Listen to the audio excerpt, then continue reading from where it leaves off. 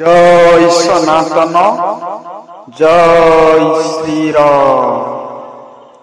हे भक्त प्रेमी सनातन प्रेमी आपण मानकु मोर विनम्र प्रार्थना कि आपण माने एई वीडियोटी को शेष पर्यंत देखंतु। आपण मानक कामरे आसीबो। एहा आजिर जुगर एक सुस्थ औषधि, सनातनर सुस्थ औषधि। जो माने शिक्षा दोषरु बयसर चापल्य हेतु अथवा कुसंसर्गरे पड़ी अत्याचार नरकर बन्नीरे झास देइछन्ति ओ आत्मशक्ति विनिष्ट करी पकाई अछन्ति। एवं जेउ मानकर शुक्र धातु अत्यंत तरल होई जाइछि ओ शुक्र धारण शक्ति विनिष्ट होई जाइछि। ब्रह्मचर्य पालन व्यतीत सेमानंकर अन्य गति नहीं। स्वप्न विकार धातु दौर्बल्य प्रवृत्ति दुश्चिकित्सा कुचित व्याधि जन्मिले आउ उपाय नहीं। औषध द्वारा यही रोग आरोग्य हुए नहीं। यार एकमात्र उपाय ब्रह्मचर्य पालन। से माने प्रतिज्ञा पूर्वक ब्रह्मचर्य पालन और निम्नलिखित उपाय गुड़िक अवलंबन करने आवश्यक। प्रत्यह शयन पूर्व शीतल जल द्वारा अंटा पर्यंत धोई शय्या ग्रहण करने उचित। यह करने अशक्त हेले हस्त पद नाभि निम्नोदर ओ अन्नकोश जननेन्द्रिय धौत करिवा उचित। परिष्कार शय्यारे शयन करी भगवानंकर चिंता करू करू निद्रा जीव ओ अति प्रत्युषरु शय्या त्याग करिवा उचित। काछा वा कोकनी व्यवहार करिले भल।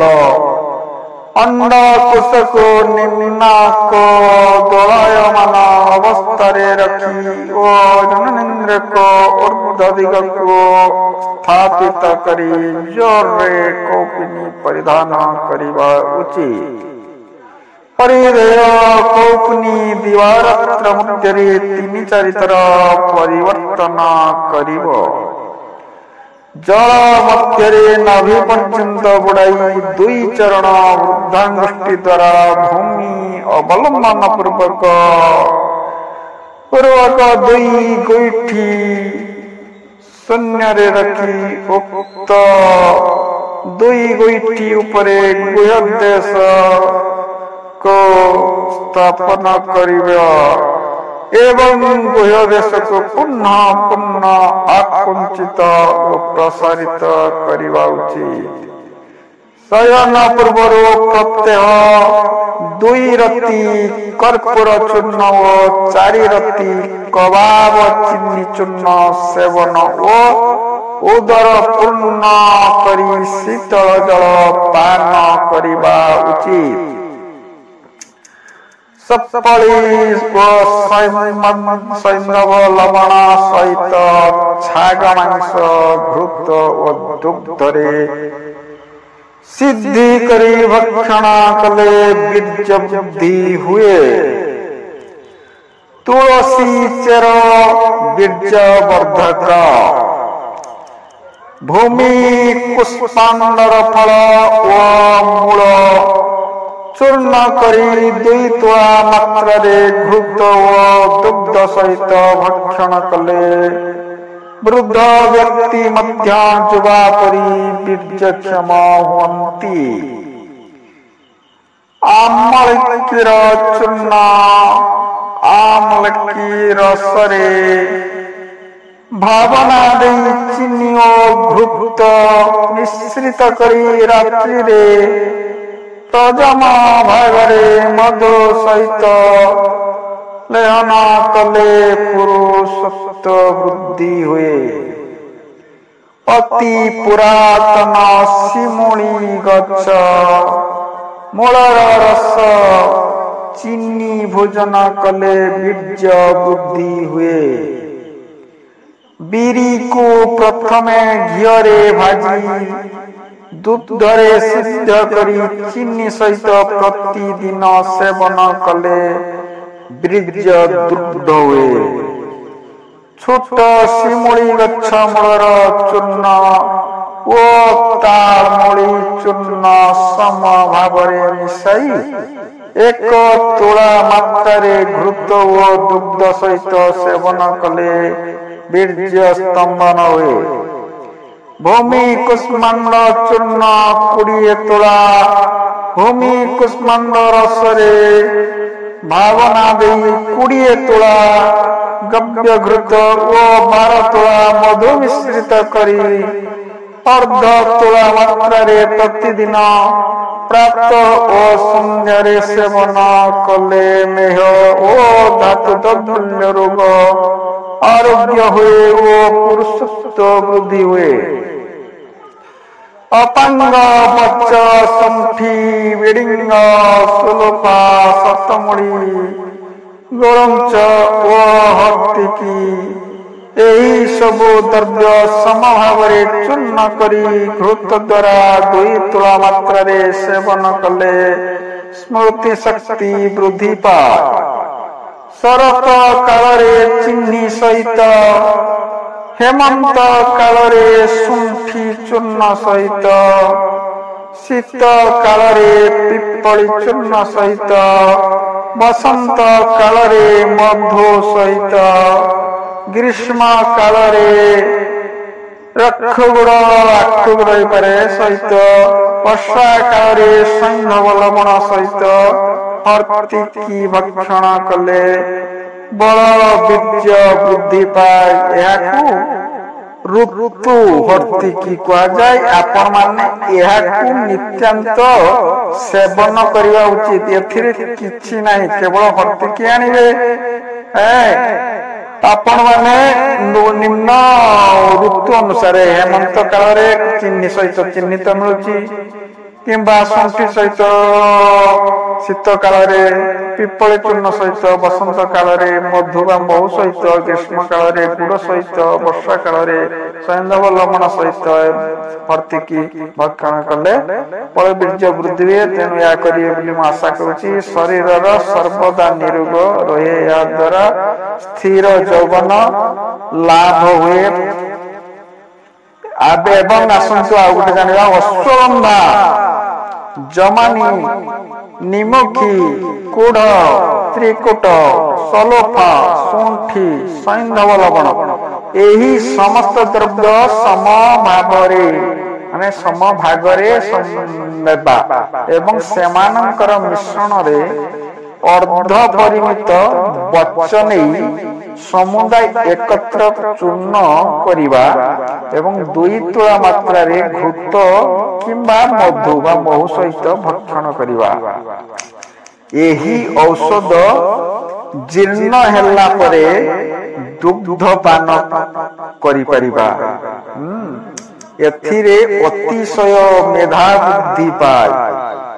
ତାଳମୂଳି, ଶତମୂଳି, ଭୂମି କୁଷ୍ମାଣ୍ଡ, ଅଶ୍ୱଗନ୍ଧା, ଗୋଧୂମ, ଶାଳମଳି, କୁଟଜ, ଗୁଖୁର, ବାଳାମୂଳ, ବାନରୀ ବୀଜ, କକେଳି, କ୍ଷୀର କାକେଳି ସମଭାଗରେ ନେଇ ଚୂର୍ଣ୍ଣ କରିବା। ଅନିନ୍ତରେୟ 3 ପଳ ମହିଷଇ ଦୁଗ୍ଧରେ ଏହା ବାଟି 1 ପଲ ଚିନି ମିଶାଇ 3 ସପ୍ତାହ ସେବନ କରନ୍ତୁ। ଅନ୍ନପାନ ମୁଥାର ରସ ଓ ପଥ୍ୟ ପକ୍ଷୀ ମାଂସ। ଏହି ଔଷଧ ଅତିଶୟ ତେଜସ୍କର, ପୁଷ୍ଟିକାରକ, ବୀର୍ଯ୍ୟବର୍ଦ୍ଧକ, ସ୍ୱାସ୍ଥ୍ୟବାନ କରାଇଥାଏ। ହେ ଭକ୍ତ ସମାଜ, ଆପଣ ମାନଙ୍କୁ ମୁଁ ଏହି ଔଷଧ ସହିତ କିଛି ନୀତି ନିୟମ ଏଥିରେ କୁହାଯାଇଛି।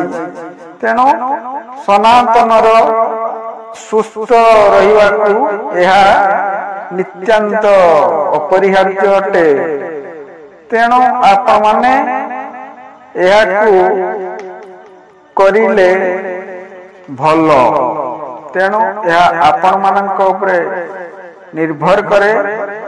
ଆସନ୍ତୁ ସେଇ ରାମ ନାମ ସ୍ମରଣ କରିବା କି ହରି ନାମ ସ୍ମରଣ କରିବା, କୃଷ୍ଣ ନାମ ସ୍ମରଣ କରିବା, ଏହି ଔଷଧକୁ ନୀତି ନିୟମ ଅନୁସାରେ ପାଳନ କରି ପାନ କରିବା ଏବଂ ହରି ରସ ସେବନ କରିବା, ଅନ୍ୟ ଜାଗତିକ କୁସଂସ୍କାର ସବୁଠୁ ଦୂରେଇ ରହିବା, କୁସଙ୍ଗତି ଠାରୁ ଦୂରେଇ ରହିବା ଏବଂ ମସ୍ତିଷ୍କକୁ ସନାତନ ସେହି ରୂପରେ ସନାତନ ରୂପରେ ରଖିବା, ସନାତନ ଧର୍ମର ବୈଦିକ ରୀତି ଅନୁସାରେ ଚାଲିବା।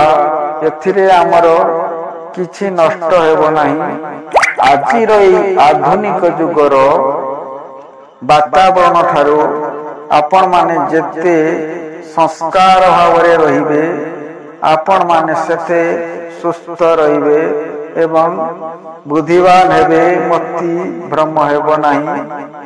ସବୁ କିଛିରେ ଆପଣ ଧୁରନ୍ଧର ହେବେ।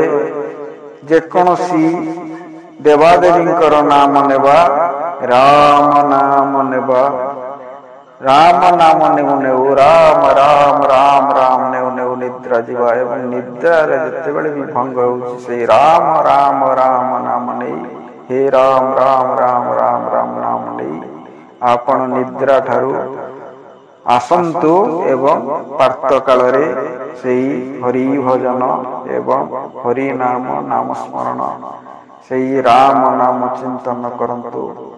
ଆପଣ ମାନଙ୍କର ସବୁ କିଛି ବଳ ବୀର୍ଯ୍ୟ ସବୁ ଯେତେ କିଛି ସବୁ ଅଛି ପ୍ରାପ୍ତ ହେବ।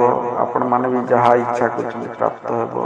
ଭଗବାନ ଆପଣଙ୍କ ହୃଦୟରେ ଆପଣଙ୍କ ଠାରେ ଆପଣମାନଙ୍କର ବିଶ୍ୱାସ ଭଗବାନଙ୍କର ନିକଟତର କରାଇବ। ଜୟ ଜଗନ୍ନାଥ।